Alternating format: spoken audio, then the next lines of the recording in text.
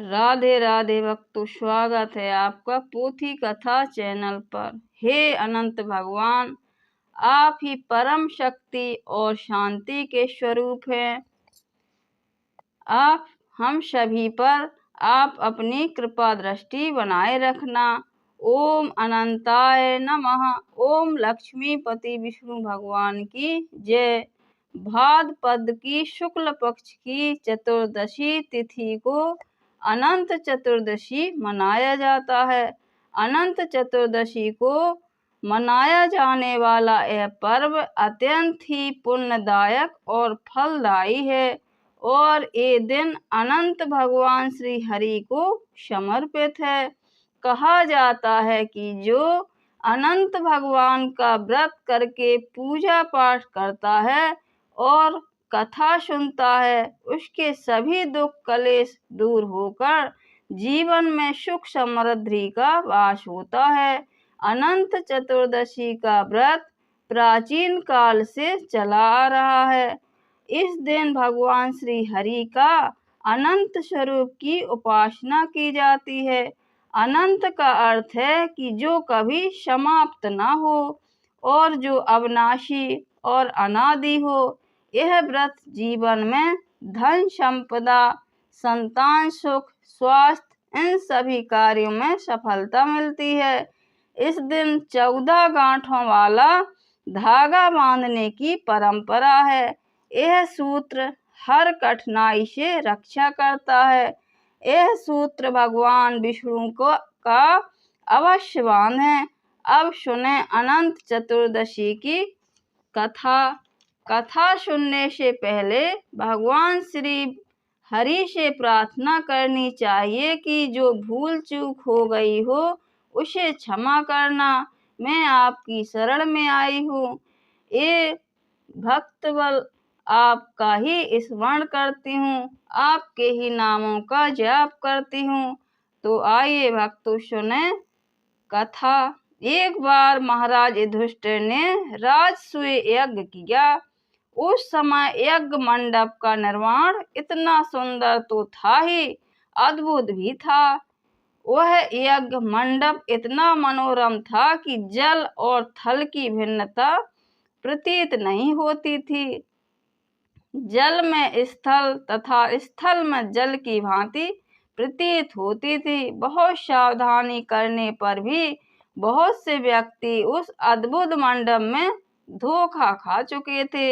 एक बार कहीं से टहलते टहलते दुर्योधन भी उस यज्ञ मंडप में आ गया और एक तालाब को स्थल समझकर उसमें गिर गया। द्रौपदी ने यह देखकर अंधों की संतान अंधी कहकर उनका उपहास किया। इससे दुर्योधन चिढ़ गया। यह बात उसके हृदय में बाण समान लगी। उसके मन में द्वेष उत्पन्न हो गया और उसने पांडवों से बदला लेने की ठान ली। उसके मस्तिष्क में उस अपमान का बदला लेने के लिए विचार उपजने लगे। उसने बदला लेने के लिए पांडवों को धूर्त कीड़ा में हराकर उस अपमान का बदला लेने की सोची। उसने पांडवों को जुए में पराजित कर दिया।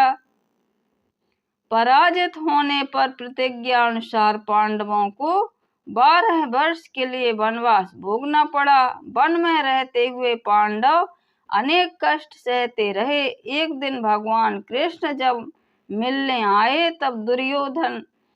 तब युधिष्ठिर ने उनसे अपना दुख कहा और दुख दूर करने का उपाय पूछा। तब भगवान श्री कृष्ण ने कहा, हे युधिष्ठिर, तुम विधि पूर्वक अनंत भगवान का व्रत करो। इससे तुम्हारा सारा संकट दूर हो जाएगा और तुम्हारा खोया राज पुनः प्राप्त हो जाएगा।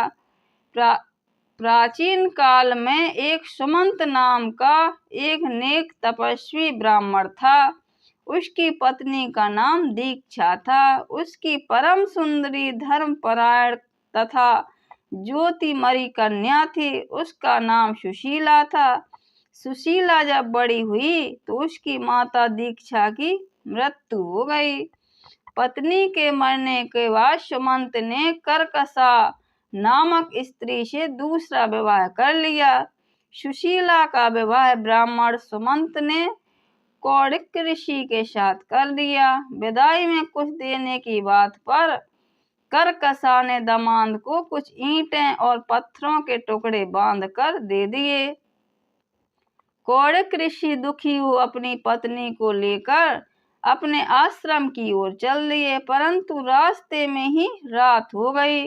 वे नदी तट पर संध्या करने लगे। सुशीला ने देखा वहां पर बहुत सी स्त्रियां सुंदर वस्त्र धारण कर किसी देवता की पूजा कर रही थीं। सुशीला के पूछने पर उन्होंने विधि पूर्वक अनंत व्रत की महत्ता बताई। सुशीला ने वही उस व्रत का अनुष्ठान किया और 14 गांठों वाला डोरा हाथ में बांधकर ऋषि कौड़िक के पास आ गई।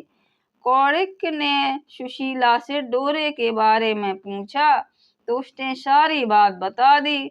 उन्होंने डोरे को तोड़कर अग्नि में डाल दिया। इससे भगवान अनंत जी का अपमान हुआ। परिणाम स्वरूप ऋषि कौड़िक दुखी रहने लगे। उनकी सारी संपत्ति नष्ट हो गई।